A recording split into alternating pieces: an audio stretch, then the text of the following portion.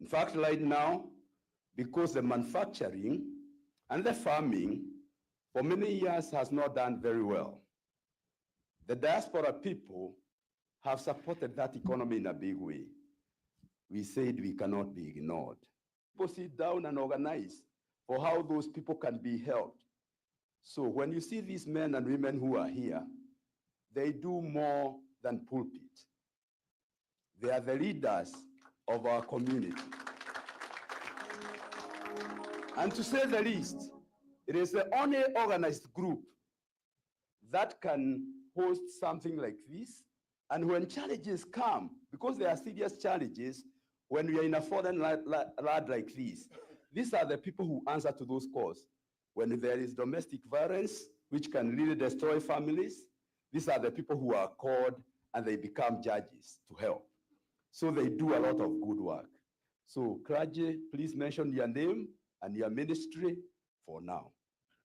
I'll start with our host. Praise God.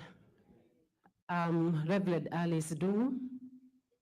This is Well of Worship, and this is where I minister. Thank you, and karibu. Dr. Bishop Joseph Wayaki.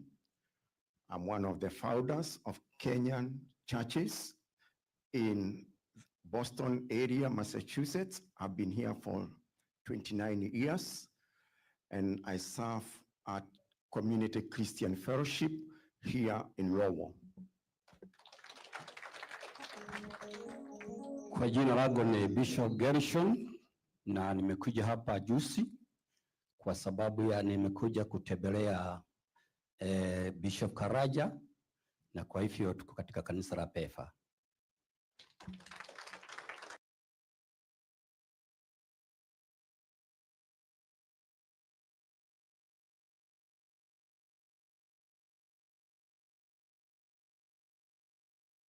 Lowell, and I serve with the Anglican Church, St. Mark's Anglican Community Church. Praise the Lord. I'm Bishop Charles Karanja, a Fantas, and I serve with PEFA Church here in America and GIC. Join our group. God bless you.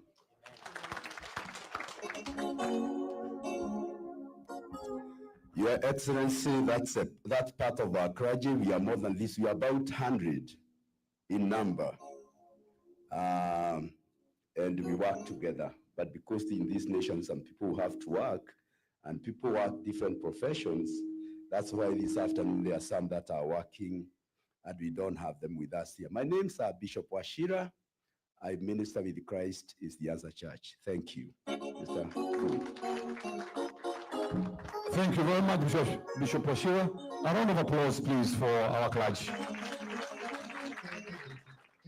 Your Excellency, the time has come for speaker sessions. I'm going to start with Mr. Ikanyi. With Ikanyi, you talk about community address. Welcome. Mr. Ikanyi has been here for a long time, Your Excellency. We have known him for a long time. Let's clap for Mr. Ikanyi, please. Thank you. Habari zenu. Murega. Okay, I want us to relax and stop wearing the faces of so seriousness. Okay, relax, we are home, so that our guests will also relax and feel welcome at a place. We are not mourning. Are we mourning? No, we are not mourning. We are just putting our heads together and see what we can do to bring change that will benefit ourselves and people in Kenya, isn't it? So relax, okay? I may not be able to crack jokes to cheer you up, but relax, okay? Don't get so serious.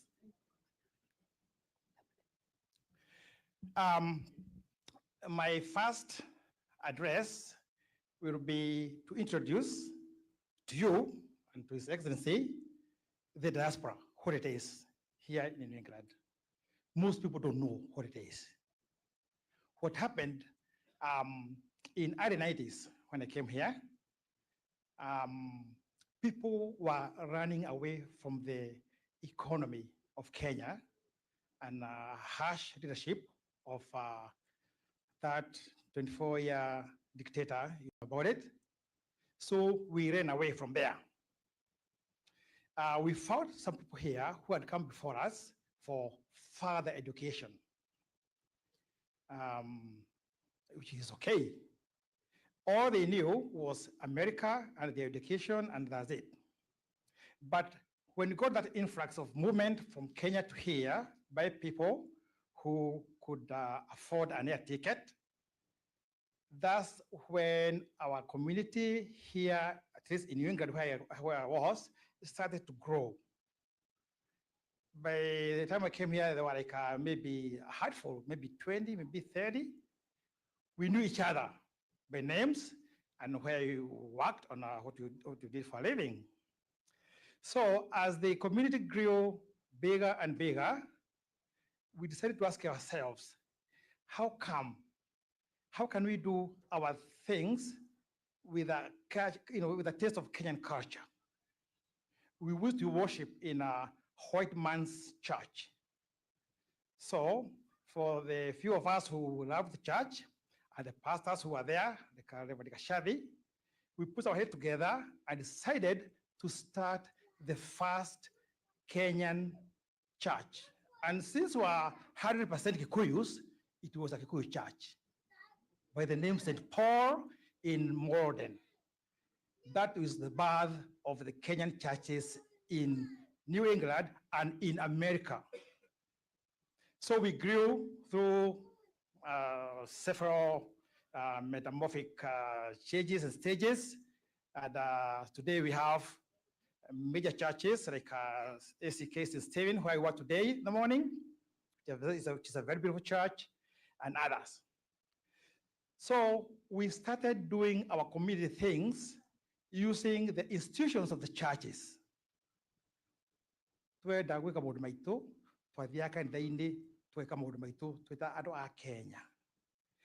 when the government of Kenya tried to reach us here, they were coming to our churches to reach people. That tradition has lived to today because unlike Kenya, where the DG can go on top of the SUV and go to the right and find people and wave them, here if you do that, it's not a catch here. It's not allowed, okay? Even during our own campaigns here, we just come like this way. Yeah, the petition will come here, they call them city hall meetings, town hall meetings, that's what we do. So that's why even today, this being a huge Kenyan community gathering, we are assembled in a church because we Kenyans, as a community, we don't have our own town halls, do we? We don't. So we recognize church in a big way. Before we do anything, we say, have you told the bishops? Have you called Bishop Bashir, the chairman of the president of the bishops? That's how we operate. And and we will continue that way because that's the way it is. I don't expect us to do a harabe and make a community hall out there. No, it can't happen. So that's how it became a Kenyan community here. And all the other details of remittances and shipping people home when they are sick and taking our kids to school and counseling, all those, we know them all, okay? So this is the diaspora of that nation. I will introduce you a little bit to His Excellency, because I knew him way back. We went together to the Nyayo Youth military training in Gilgil before joining university. And all that time we have been together. So about him, because some of us came to know him when he became the president, and actually others knew him when there was this chaos of impeachment. I want to give a little background of him. I won't talk much about Dorcas, although I knew her too. Yeah, but let me dwell on DKG. IDG leadership did not start with UDA. It started those days when we were in the university. There were these groups of university students. They were like a county university students. By then we were called district university students. We had ours from Kiambu, there was one from Nyeri, and the others from Nakuru, all over the place. The Nyeri University Students Association was dormant. They were doing nothing. So he rose up and said, guys, you are doing nothing. We have to move on. So he came there, took over. They were like, why is he taking leadership from Nyeri? What? Before we knew what we were saying, the Nyeri Students Association was so established that they even found an appointment with the president of Kenya to go and present their case there.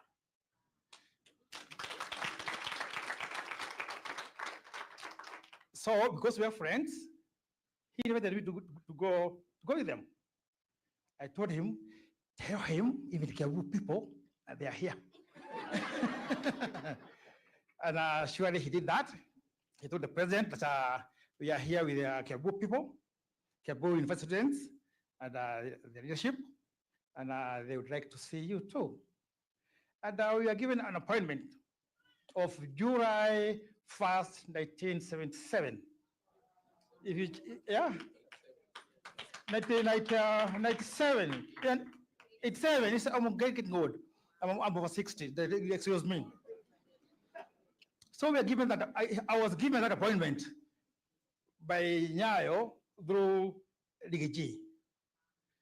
So I took my students there from Kenyatta, from all those people who are in the university then, they all know me.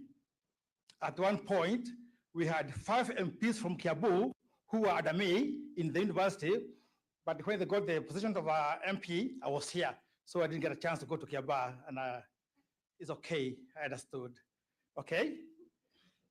Then after the university, I talked with Rigiji and other people who are my friends.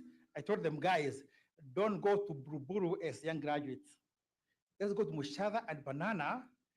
They have developed self-contained houses, which are comfortable to you. They're not very comfortable, but they're good. From there, when you grow horns, you can fly over and go to Ruda, Karen, wherever you want to be. But before you spend so much money in Nairobi, come to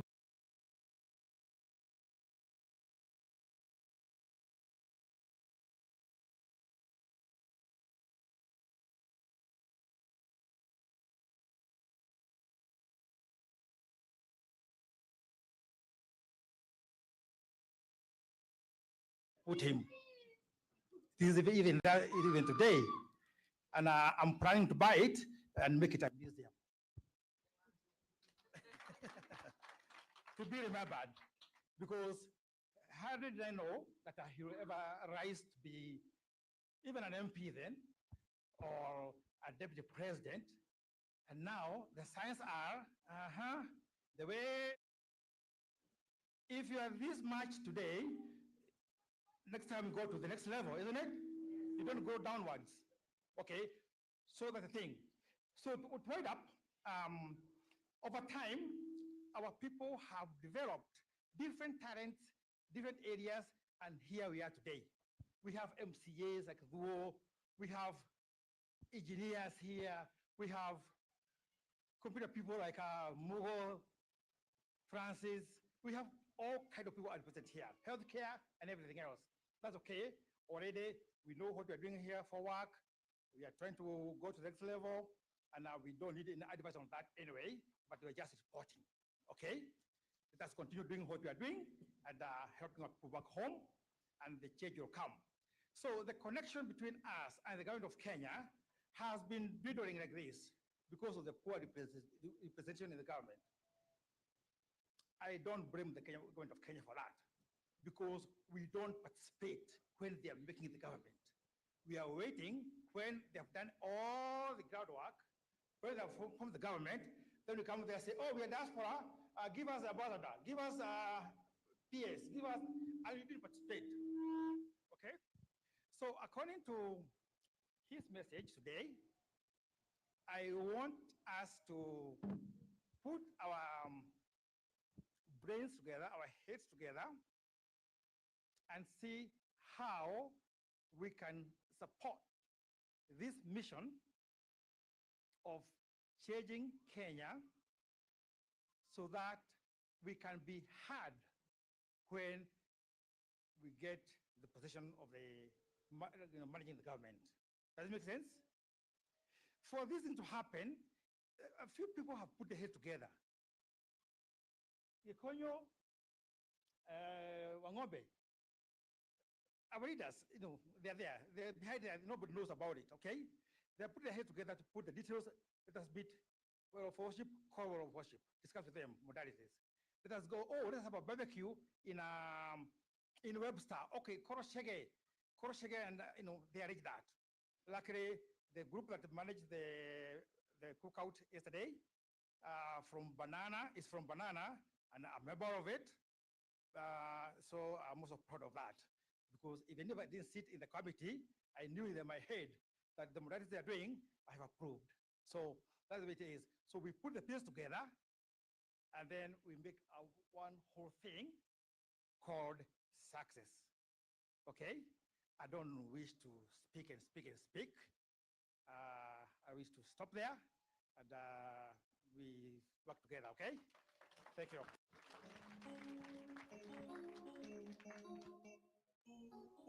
Thank you very much, Mr. Kanyi. Let's clap for him again. I know it was a long story. Your Excellency, sir. Hawa watu wamekuja kwa sababu wanakupenda, wanataka kusikia. The time has come. Can we all rise up, please? Welcome His Excellency, the second Deputy President of the Republic of Kenya for an address. Karibu sana.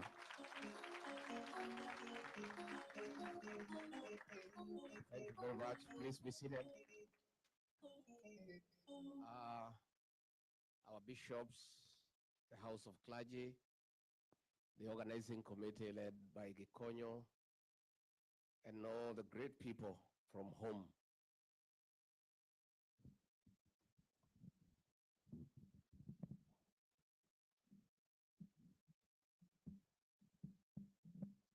God is good, and all the time. Nisalimieni kwa haya. Bwana Yesu asifiwe. Bwana yetu asifiwe tena. Kenya, hi. Hi, cousins. Cousins, hi. Hi, bros. Hi, sis. Hi, Mashemeji. Hi, Boston. Thank you very much. We are very delighted, and the Kenyan people who are here, we feel very honored that you took time from your very busy schedule and engagements to come and meet us. We are really honored and feel very privileged. We don't take it for granted. We know how busy you are. And the fact that you have taken time to come and have an engagement with us, we feel very honored and very delighted. Since I arrived in the States last week, I started in Seattle, now I'm here. I want to tell you, in my whole life, I've never felt this pampered and spoiled. Watu wananichuka kama mtoto.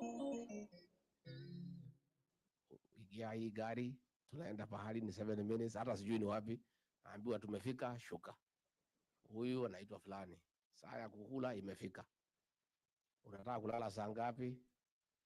Unataka kukula nini? Ndio hii. Unataka kuoga? Unataka maji moto ama baridi? I've never felt so loved.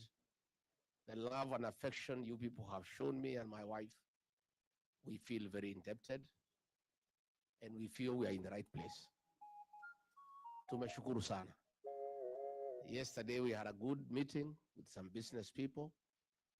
Later on, we had a barbecue in Webster kwa jamaa moja anaitwa Madhu. Tukakuta hako na ploti kubwa. Tukamwambia tukatie kidogo hata 100 by 50. And the guy is living well there, and he was saying it's a village, but it's a good place. Today we were in church in St. Stephen, and it was great. Now we are here to engage with Kenyans, and these are Kenyans from all communities. You know, back home, our detractors are accusing me of only talking to my people from the mountain. That is not true.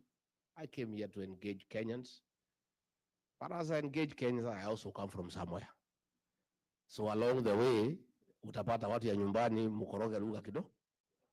But we are here for Kenya. Kenya is a great country. And I want to disagree with, I heard Akina Musalia say, ati nimekuja hapa kuharibu jina ya Kenya, kusema things are not working. Now, Kenya is a good country. And nobody has any issue with Kenya. We have a problem with bad leadership. And that's what we are discussing. And I think it's dishonest for Musalia to expect me to come to the States to cheat people that things are working when they know they're not working. I don't need to tell you Sha is not working. You already know. So you are the ones who is taking care of your parents back home. You know it's not working. Is it working? I don't need to come here and cheat you that the cost of living is manageable. I cannot. I will be a very dishonest person. Because you already know that the shopping you used to do for your parents was 10,000 before Ruto became president. Today, you need to spend 30,000 to do the same shopping. True or false? So I want to tell leaders back home, me, I'm a truthful man in Kenya and abroad. And I don't think, I think it's unfair for people back home to expect me to change my character simply because I'm in the United States. I've been truthful in Kenya. I will remain truthful in the US. And when I go back, I will even be more truthful because you'll have told me a lot of things. Ni mzuri tuheshimiane na tuheshimu wa Kenya. I think it is lack of respect for the Kenyan people to tell any Kenyan today that things are working. Last week when we were here, fuel prices shot for diesel by 8 shillings and petrol 9 shillings. And it has a ripple effect. The matatu people will have to increase their fare. Those with the factories will have to increase the cost of consumer products. So we cannot come here and pretend so that we look nice, that we love our country, we are so patriotic, we come here and lie to the people. Oh, nyumbani mambo iko mzuri, kila kitu iko sawa sawa. Oh, economic growth 9%, hakuna shida, watoto wote wanafurahi, hata hakuna mtu nauliza hawa, wanacheka tu kwa barabara, hata polisi wakiwapata wanawapatia maua. You want us to come and tell those kind of lies? And with this technological revolution, you people know what is going on at home. Even more, some people work on our village, isn't it? You know what is going on. So I'm here to have an honest conversation with our Kenyan people, because Kenya is our country, it's our motherland, it's a country that we all love. And much as you are here to look for opportunities, you have a lot of interest back home. Your parents are there, your relatives are there. That's where you are born. And if things go the way you would want, that is where you would like to retire, isn't it? So you are very serious stakeholders in the welfare of our country. In the 1970s, coffee was #1 foreign exchange earner for our country. In the 80s, coffee was overtaken by tea, and tea became #1 foreign exchange earner for our country. In the 90s, coffee and tea were overtaken by tourism, and tourism became #1 foreign exchange earner for our country. As we speak today, all those have been overtaken. The highest #1 foreign exchange earner for the Republic of Kenya are remittances from the diaspora. You people here in Boston, United States, in the UK, in Germany, in the Arab world, you are driving the Kenyan economy. For us to pay our public debt, which is in trillions, we depend on the dollars you send home. For us to import things from China, from elsewhere, the foreign currency that we depend on comes from you. For us to pay the ambassador here in Washington and the staff at the Kenyan embassy in Washington, D.C., those dollars come from you. You are a very serious partner of our economic development as a country. Where I come from, we rear some dairy cows.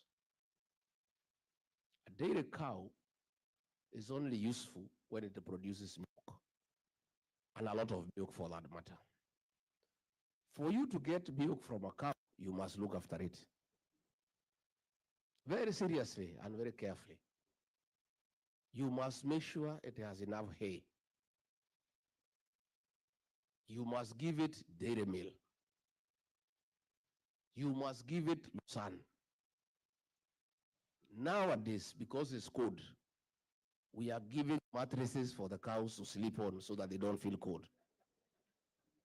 Things are even getting more technical.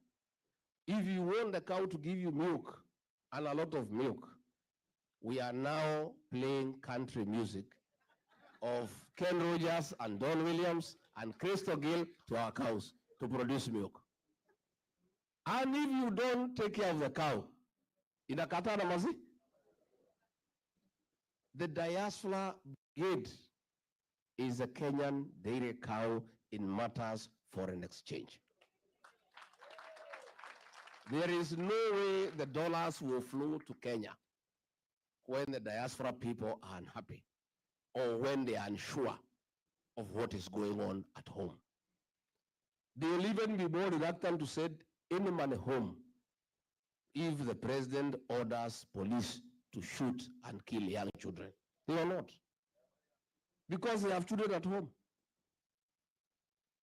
They will not send money back home if that money is being given to Soprano to go bribing people in meetings. These diaspora people want to see construction of roads. They want to see provision of clean water. They want good health for their parents. They want to hear that hospitals have medicine. They want to hear schools, children are being taught and their books. They also want to know what is the safety of their investment back home. These people here are reluctant to send money home after the money has been taxed here in America for it to be taxed again in Kenya. And that is the conversation we want to have with you. Why do I want to have this conversation? Because I'm sure 100% there is going to be a regime change in Kenya. We are going to have a new government, and we want to start preparing our partners in the new administration. Yeah? There is no need for us to wait when we have sent Ruto home, then I start coming to ask you how we can work together. Since we are sure ataenda nyumbani. Yeah? Kwani hapa ni one term? Hapa ni one term? What do you mean? Here in the States? In Boston? It's one term? Let me test nione kama ni bado. Aya, Harambee. Wewe Ruto. Wewe Kasongo. Wewe Kaongo. Wewe Zakayo. Wewe mtu ya kutenga. Wewe harafu wa shamba.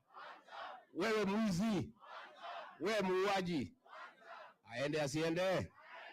Atembee asitembee? No, nimekubali hapa ni one time.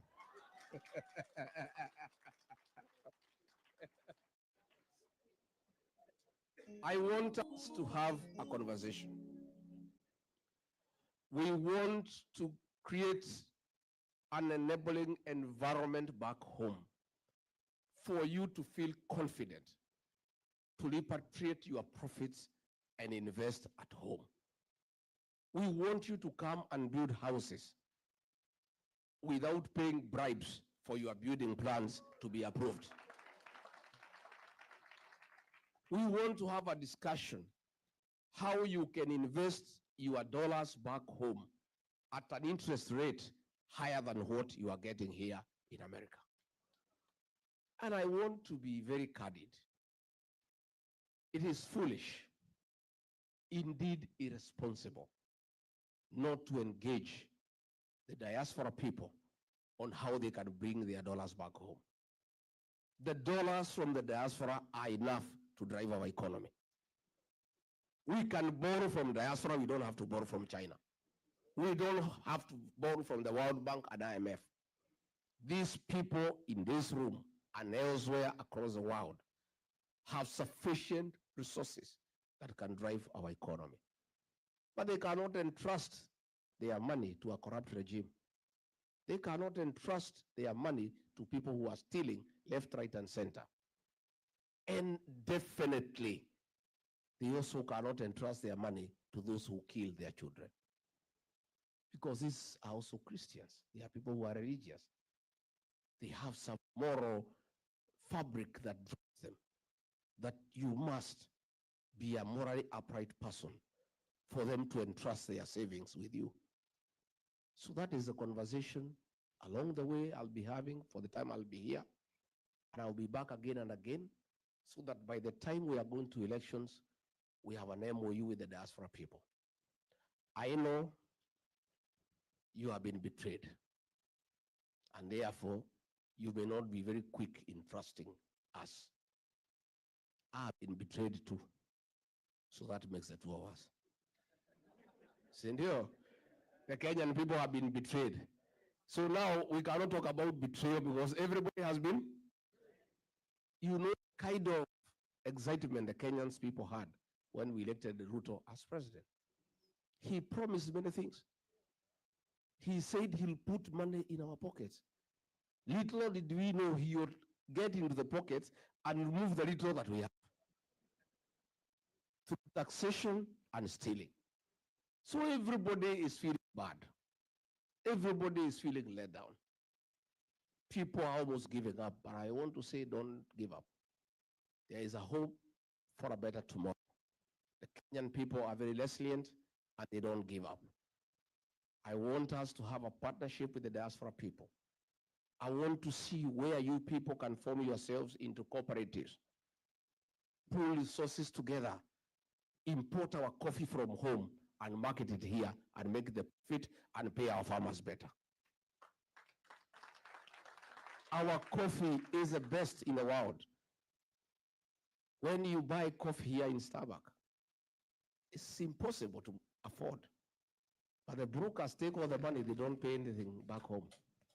Our tea, our avocado, the prices here are crazy, yet the farmers at home are crying. If you people organized yourselves, put money together, purchase avocado from home, sell at the same price, keep some profit, and pay your mothers and aunties well, you will have done well for your country and for yourself.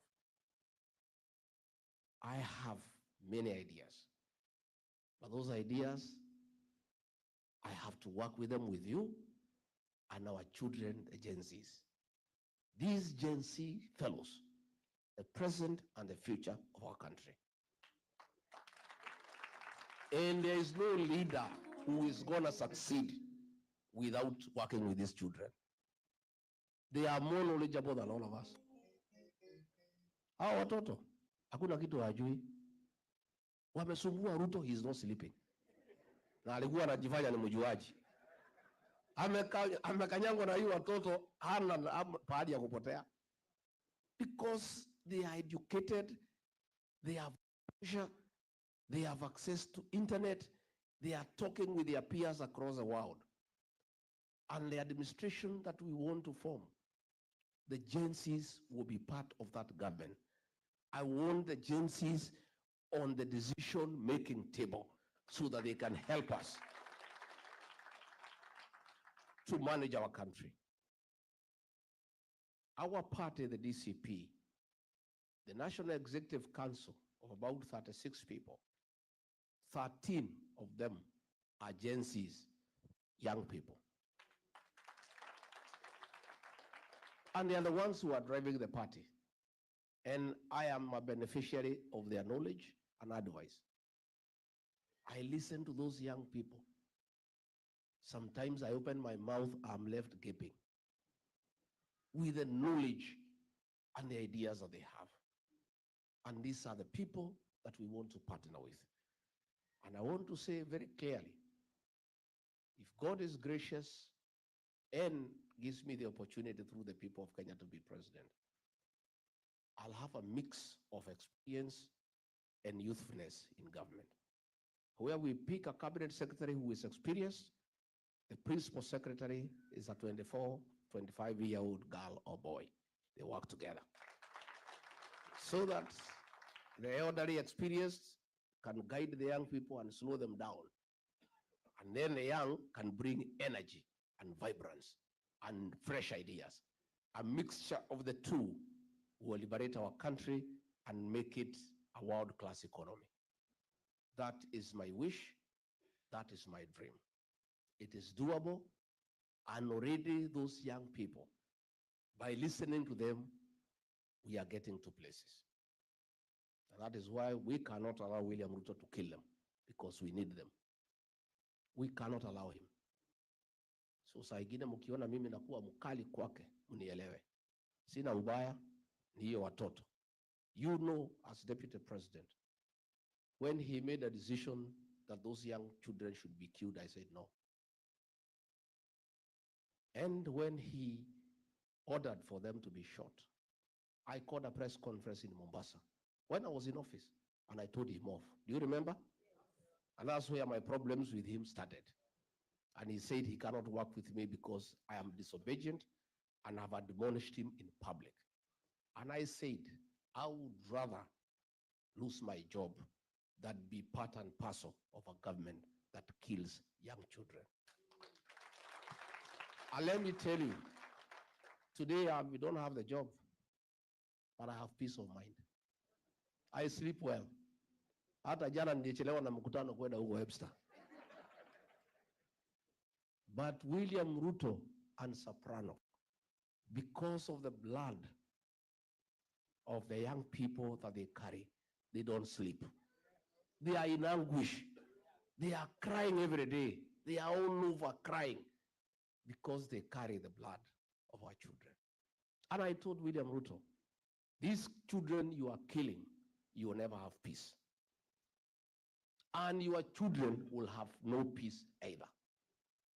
These are people's children. They are only crying, they're asking for justice. They're asking for transparency. They're asking for good governance. They're asking for accountability.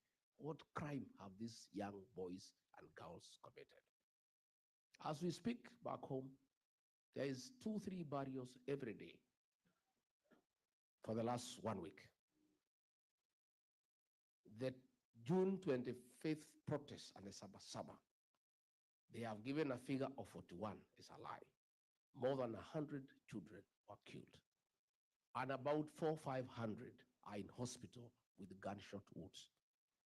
And I saw it coming. That killing, I saw it coming. And that's why I disagreed with William Ruto. And I told him, you can push me out of government, it's okay. I cannot be part of a killer government because I'm a Christian. I'm also a human being. I'm also a parent. I have agencies in my house.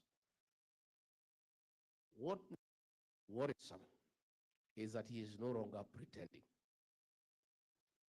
It was being done through the police, through the National Intelligence Service, anajificha mbali. Him and his boys are no longer pretending. There are 3 instructions that have been given. The first one by Kipchumba Murkomen. his homeboy, kijana yake ya nyumbani. Shoot to kill. That is there. It has already been implemented. It is going on. The second one from Ruto himself, shoot in the leg. That is the second one. The third one from Nelson Koech, his tribesman.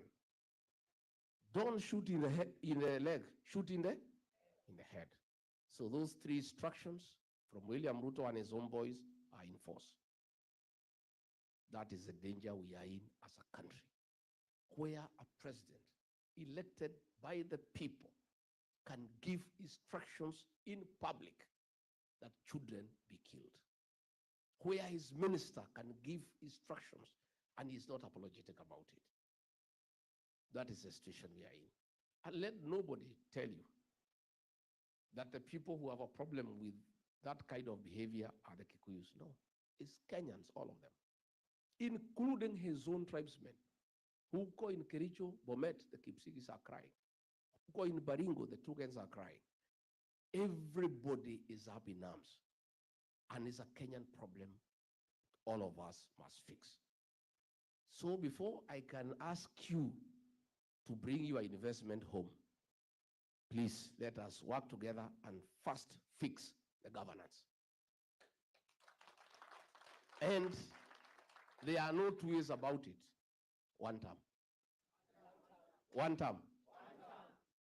And I want to, when I'm here, to tell William Ruto and his boys, I've seen they are all over the country castigating me because of one term. One term has nothing to do with Rigiji. It's a decision on the mood of the Kenyan nation. All Rigiji did was to look for an appropriate slogan to describe the way the people of Kenya are feeling. Rigiji is just creative, isn't it? Yeah.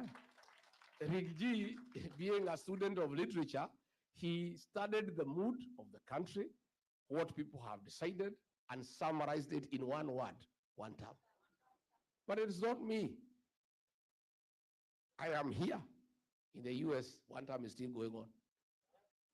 So they are abusing me. He has unleashed Musalia, abusing me. Wetangula, Ichongwa, Cheriot, Mwenyewe, kila mtu wananitukana. Even yesterday, they were abusing Mama Boys. They have sunk so low. Now they're even fighting women, fighting children. When you fight a government, fights children and women. See, you only bure serikali. And Ruto was saying that Kenya is not a failed state. But if you have a government fighting children and women, so that is a failed state. So I want them to know this one term has nothing to do with Rigiji. It's a decision made by the people of Kenya. And I'm happy. I have found that the Kenyans in the US are of the same opinion. Because you guys talk to people at home every day. And you guys are even feeling the effects of governance much more than people at home. Because you people support families. You have a lot of transactions at home. So even as you work here in the States, you are feeling the impact of bad governance when you are here. So, my brothers and sisters, my cousins, let's fix this together. Mimi nataka munisaidie. You may not know, but you have a lot of influence back home. Hiyo kitu mnatuma na M-Pesa hiyo TTTT. Iko na ushawishi kubwa sana. The families you take care of, the people that you support, listen to you. Talk to them. Tell them it's one term. Hata wakichukua pesa ya huyo jamaa ni one term. Najua siku moja alikuwa anakuja huko mlimani na pesa mingi sana. He had 1 billion, nikaibiwa siri na mtu wa Central Bank. Ilikuwa anatolewa na magunia. Kaambiwa pesa imetolewa ya kwenda mlimani, 1 Kenya shillings. Sasa nikauza hii pesa, si nipange vile watu yangu watafaidika. So nikawachanua. Kaambia nyinyi watu ya mlima, msioneshe hii jamaa hasira. Lakini kwenda mkutano yake lazima alipe. Attending a meeting, it is 2,000. And you must be given before you go for the meeting. If you are in the meeting na anataka upige makofi uongezwe 1,000. Na kama anataka ucheke umuoneshe meno aongeze 1,000. So kila mtu 1,000 ngapi? Watu walikula pesa huko, lakini kaambia hii pesa mjue iko na damu ya Gen Z. Please don't take it home. Usichanganye na ile yako ama kupeleka mtoto shule ataanguka mtihani. Hii pesa mkule hapo kwa ploti hapo. Na kama uko na deni ya Shylock watu walikula nyama, wakafanya shopping nini, akanyolewa 1 billion. Akifika Nairobi, akasikia mama ni one town. He has never come back there. Jana nimeona Masaini, Wamasai wamechanuka. Wamasai wamejaa hapo karibu na Kiserian, Sabrano alikuwa ameenda hapo na pesa na gunia. Wanapiga makofi, wanacheka, wanaimba, wakapewa kila mtu 2,200 wakanyamaza. Alipoingia ndege kuamuka kufika juu, one town. Another group of bodaboda walikuwa wameenda pahali zaitwa Bisil. Wamelipwa kila mtu 3,000. Wakapewa wakalipwa. Alipoingia kwa ndege, wakija kwa bodaboda, wamebebana watatu. Wanasimamisha gari, wamwambia, wewe mwenye gari, one time. Wewe mwenye gari, one time. That is what is going on in Kenya. So I want you to tell people back home, hiyo pesa ya Kasongo ikija mkule. Lakini ni one? Mutawaambia? Number 2, na nyinyi mpige kura. Those who are able to come home, you vote there. Those who can vote here, you vote here. Again, your congressmen and your senators, you tell them about what is happening in Kenya. You are to saidia kwa Congress and Senate. And because they need your votes here, they can listen to you. You must tell them about the human rights violation in Kenya and what is happening back home, so that the American government can understand whom they are dealing with. So mine is to tell you that you are serious partners of our new administration. And I want to assure you, we cannot get it wrong. Ruto is trying to divide the opposition. Ndio apitie katikati. Na yeye ni mkali na ni mjanja. Na ako na pesa, na watu wengi wanapenda pesa. Many people, very few people can be able to withstand corruption through money. So within our team, anajaribu, lakini tumekaa imara. Tumekubaliana, mimi niko hapo. Kalonzo ako hapo. Matiang'i ako hapo. Eugene Wamalwa ako hapa. My sister mother ako hapo. Natembea ako hapo. Hata huyo Mtata ako. Na yule mtu yote anataka kuwa rais. Tumesema kila mtu aende atafute kura zake. Kila mtu asanye zake. Pale mwisho, next year, hapo after Christmas, tuketi. Tuweke kura kwa meza, tupige hesabu, tuulizane nani atapeperusha bendera as one candidate only against William Ruto. I am a front runner, and I think I have the best chances to be president. But I want to give you a commitment. If the formula does not favor me to send Ruto home, I'll sacrifice my ambition and support whoever the formula favors. Because if he is treating Kenyans this way, when he still needs their votes, you can imagine what will happen if he gets a second term. Kama anasema ati watu wapigwe risasi mguu na gari anatafuta kura, na kama hahitaji kura, si atakupiga yeye mwenyewe. I don't think he even said anybody to shoot people. He'll do it himself. So it must be one term, and we must sacrifice. So I want to give you that assurance. I have seen some report by KTN, sponsored by the National Intelligence Service. So wamekubaliana na huyu, so that they started dividing us and causing conflict. We have not settled on anybody, and it's not yet. there is only one thing that has been agreed on, one term. Si ndio? Hiyo tumekubaliana? As to who will replace him, bado. But Wakenya wamesema hata wengi hawataki kujua. Some women at home waliambia si hataki kujua ni nani. Bora huyu atoke. So what has been agreed on, and now the newspapers can write, KTN, you can do a video, nani ni one term. Hiyo muendelee. That I want to confirm. That has been agreed on. As to who is a flag bearer, at the right time, we'll discuss. And government is huge. There is space for everybody.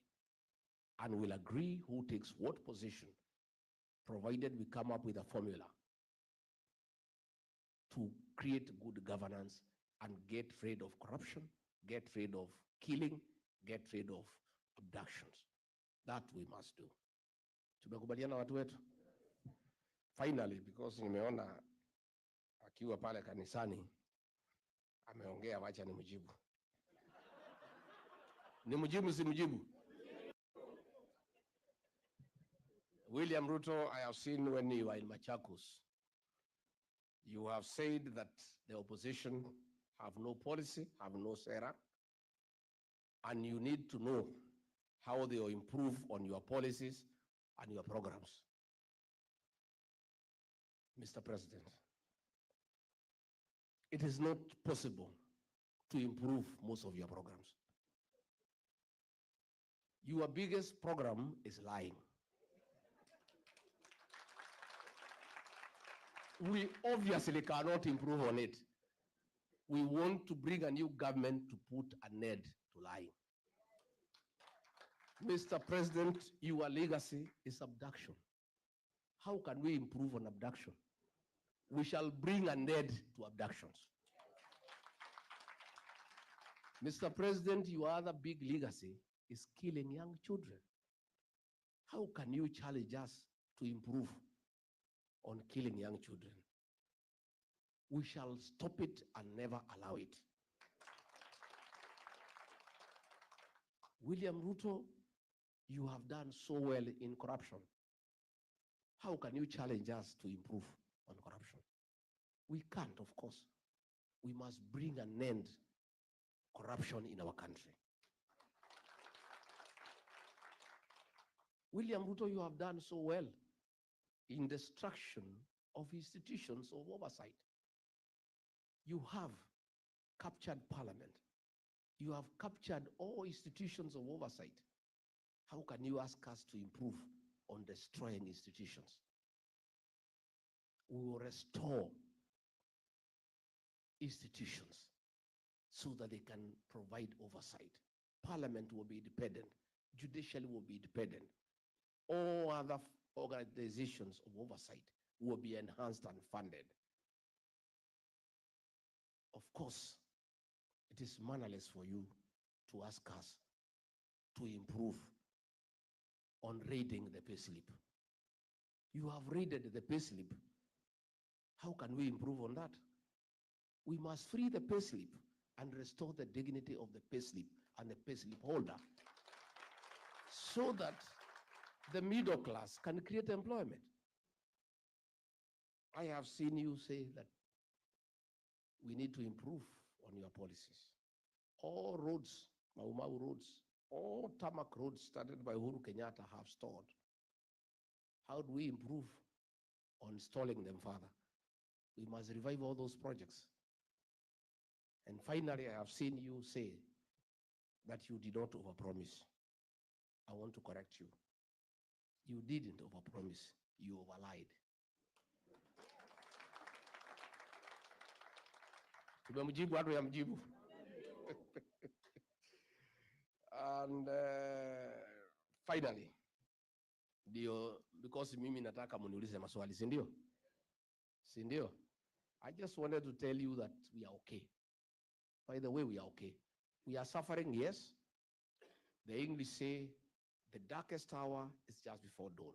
It's very dark now. It's pitch dark. We are almost there. Light is almost coming. All these killings will come to an end. All these abductions will come to an end. All this corruption will come to an end.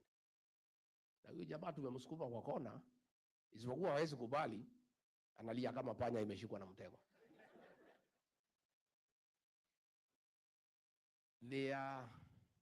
Leo Nakuru, our team was there, Nakuru County, for DCP. And they don't attack other parties, because most of the parties are sponsored by William Ruto. DCP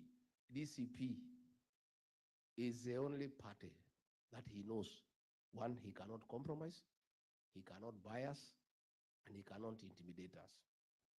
So walikuwa naenda subuki ya kanisa, wakitaka kwenda mikutano, wakafurushwa na polisi. I have talked to the police in Nakuru and they are crying. They are saying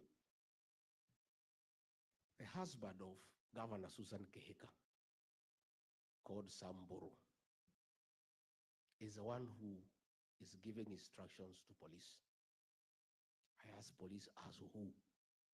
No, he has said the wife is in charge of the county government, and him, he is in charge of the national government in Nakuru. How so? He says, tells the police, I am the business partner of William Ruto. All the meters that are sold to Kenya Power, I am the one who imports them on behalf of William Ruto and shares profit with him. All the fertilizer that is bought in the country, I'm the one who imports and we share the profit. All the rice that is imported duty-free and sugar, I import on behalf of William Ruto. I'm the one who funds his politics and his life. So my word here in Nakuru is final. And if you don't do it, you will be on transfer tomorrow. So the police went there. They are so shaken, yet they know it is illegal to stop the meeting. So wakiwa hapo wakamwambia Medho, si tuko tu kazi, wacha tujifanya tunatupatia gas kidogo kidogo, lakini tutatupa different direction. Kwa sababu hata nyinyi hiyo maneno mnasema sisi tuko ndani ya hiyo maneno. The police told them, we are also part of, we are suffering. This man is nobody in Kenya. He's not a government official. The fact that he does business with President William Ruto, he is lording over everybody in Nakuru, threatening us, saying he is the president of Nakuru. So William Ruto, I want to ask you, why don't you do business with Samburu, muendelea biashara? But you cannot make him in charge of police operations in Nakuru, or else we are in the country. You know, hata kama anakutengenezea faida, si wewe mwenyewe utafute mtu mwingine akwambia polisi vile watafanya, instead of him intimidating people in that Nakuru.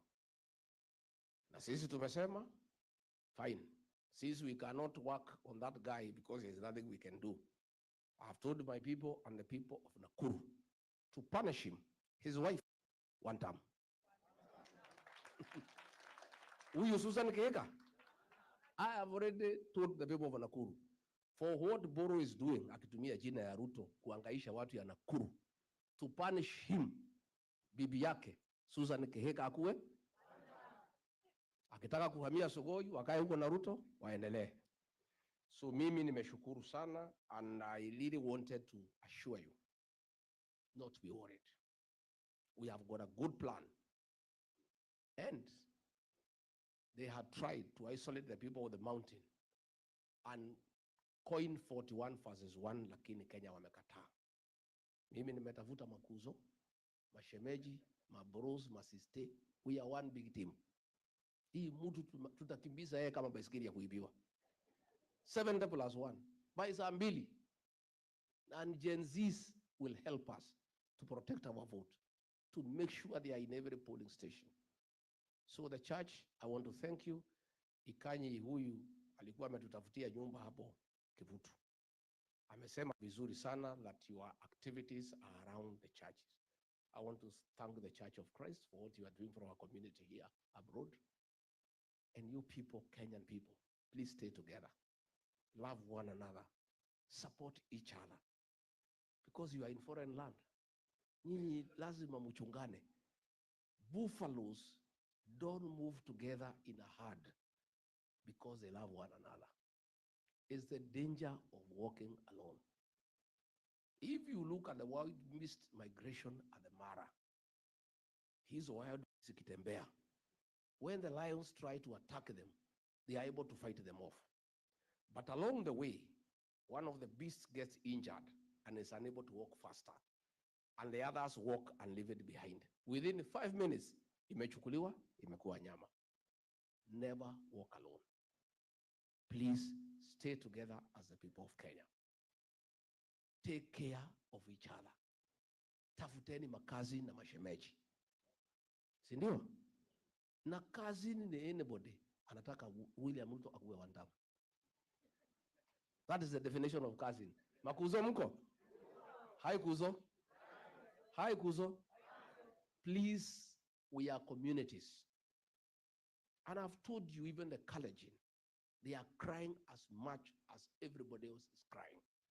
Because the cost of fuel, there is no one that is cheaper for the Kalenjin. It's the same cost. Kila jamii inalalamika because of bad governance. So we need to work on our country together. But with the leadership of Gikonyo, mkubaliane yale maneno mnataka tufanye na nyinyi diaspora.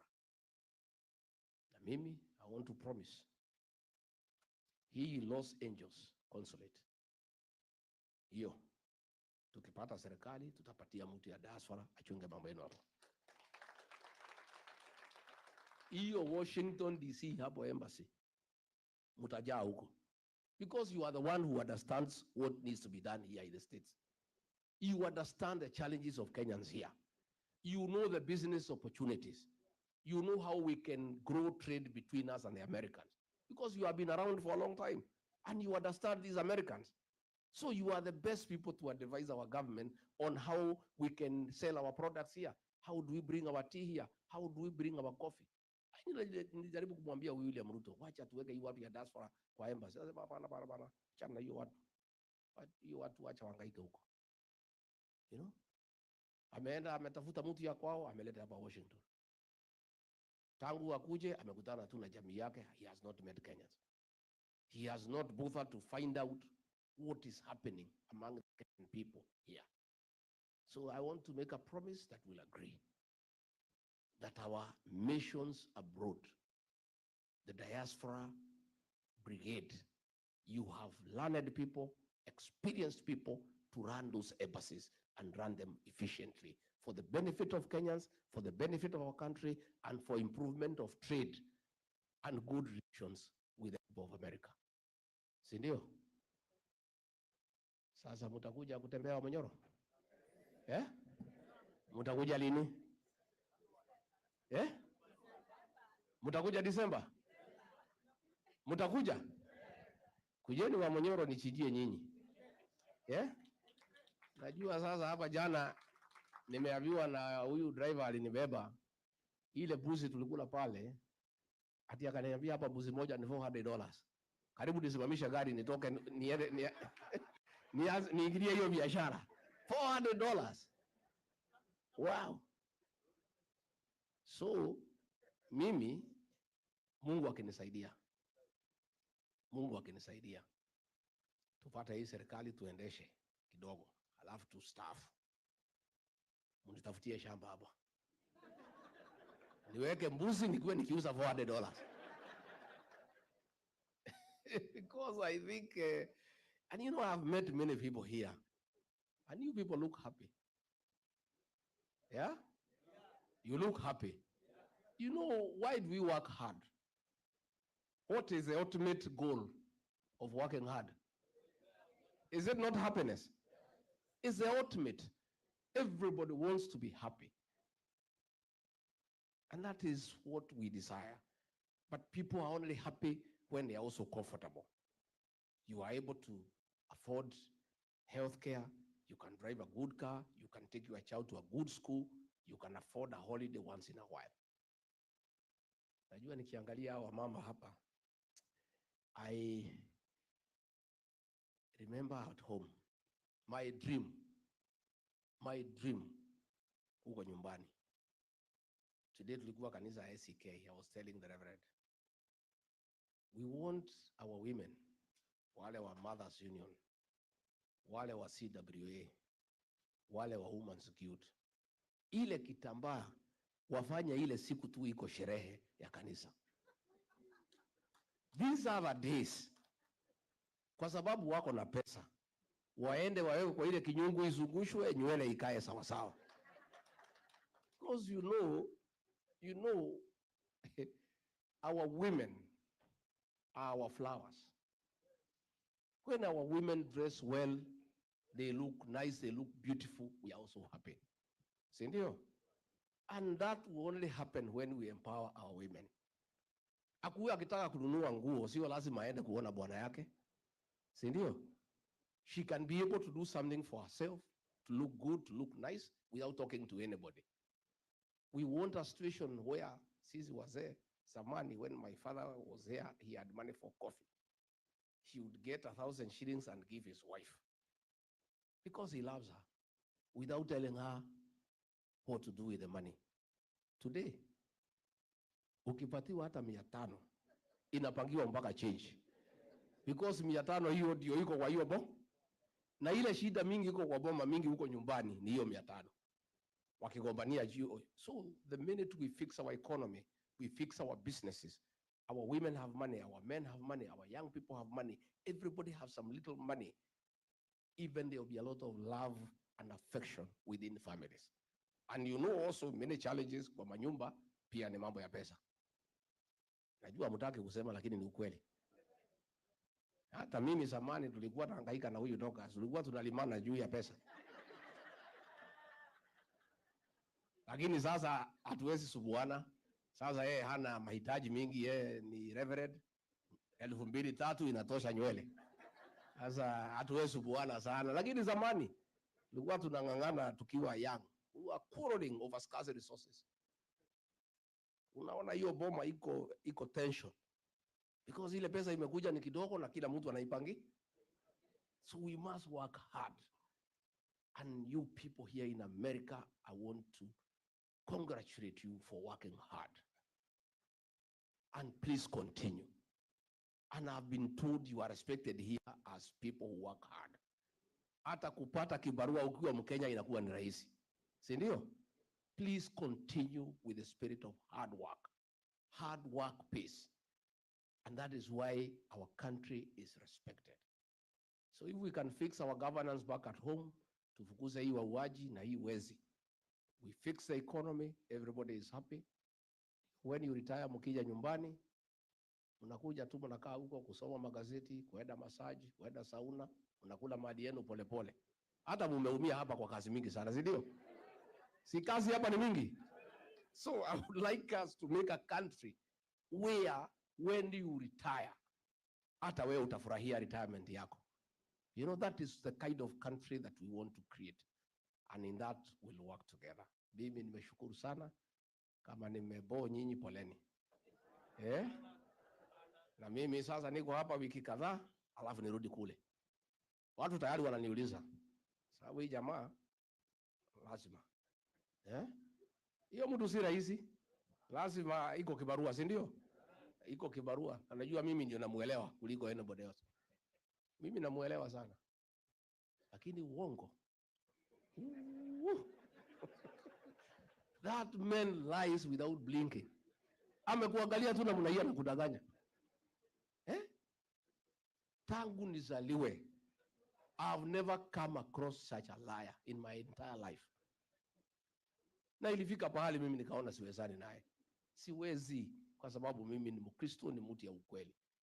Tulikuwa tunaenda kufungua barabara. Na anajua there is no budget, there is no money. Matiga inabebwa, matrakta nini, anaenda anachukua bendera, anaanzisha. Tunaingia ndege, tunaenda, matiga inatufuata. Sasa nikaenda nikamwambia rais, hii uongo si itatumaliza. Sema bana, hii raia ni watu ya kupangwa namna hii. There is still time, wewe acha tupanga hii watu. Namwambia but we promise. Anasema hiyo ilikuwa ni campaign bana. Wewe unafikiria ile maneno yote tulisema tutafanya? Haiwezekani. Hiyo ilikuwa ni mambo ya kutafuta kura. Namwambia lakini rais, why do we go to start a project when we know for sure it will not go on? Abana, you know, we must keep on going to the people. People live on hope, my brother. Wewe Rigiji, wacha mambo mingi. Wewe wacha maneno mingi wewe, wacha nikuoneshe Mimi nimekuwa kwa hii ukarabati miaka 35. Hii watu nitawapanga na wapanga na watapangika. Hao watu walikuwa napanga, wamepinduka. He cannot tell them anything. Anything that comes from his mouth, even before he finishes, watu wanasema ni wo. And for killing our young children, he will never recover. Hata akilete manifesto gani, hata akija na binu gani, people of Kenya will never listen. It is done and dusted. It's only a question of time. And the worry is, wataiba kila kitu kabla tuingie. That is my only worry. Hii miaka 2, kupora mali, all the taxes we are paying. Pesa inasanywa, inapatiwa Soprano, anabeba pesa na ndege.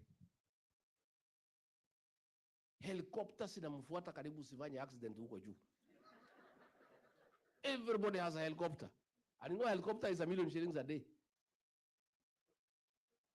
Sasa mpaka ng'ombe simeanza kufuata miscarriage kwa sababu ya kelele ya helicopter. Hata kuku hazitaki mayai. Oi, mandege napiga kelele everywhere. Mpaka the animals are confused. You know? So, tumekubaliana watu wetu. Mnataka nirudi tena? And we have really enjoyed. We are walking in the morning. The place is beautiful. We are having a time of our life. Wachungaji mmesema tukuje dinner. Iko ugali? Whatever mtatengeneza tutakula. Mbona usipatie snails ama frogs or snakes? But all these other things tutatangangana naye.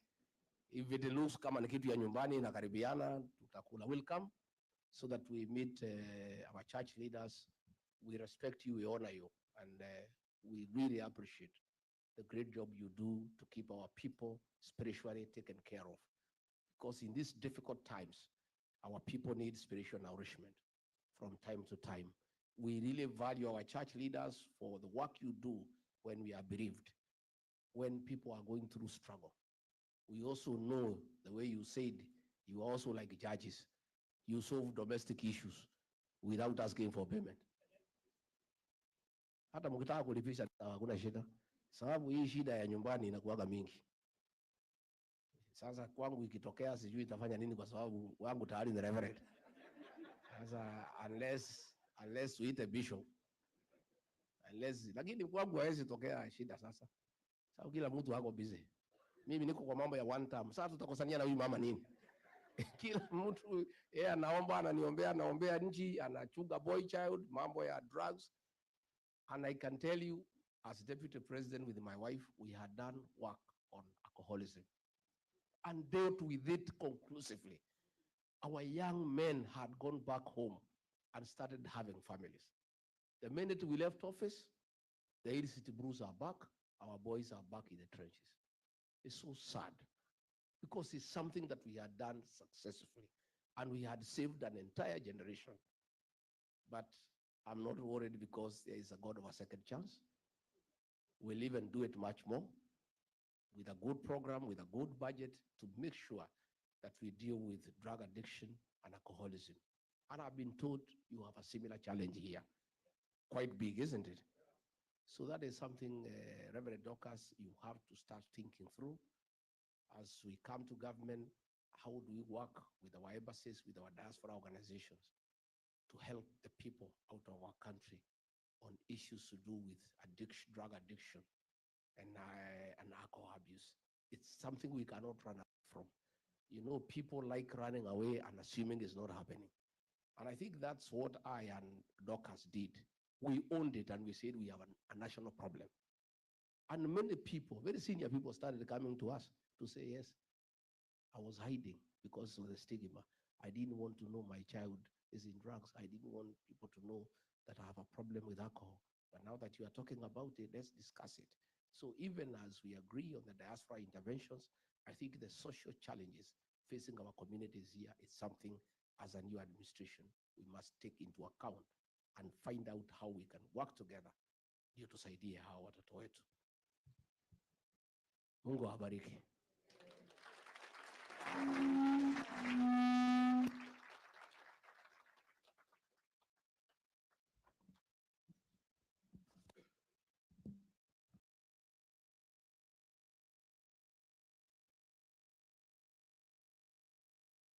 Asante sana Your Excellency kwa hiyo umetuongelesha vizuri.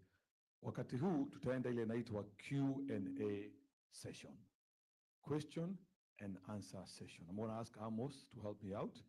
Tafadhalini, one question per person. And by the way, not everybody can ask a question. Because even essence of time, we are cutting the program.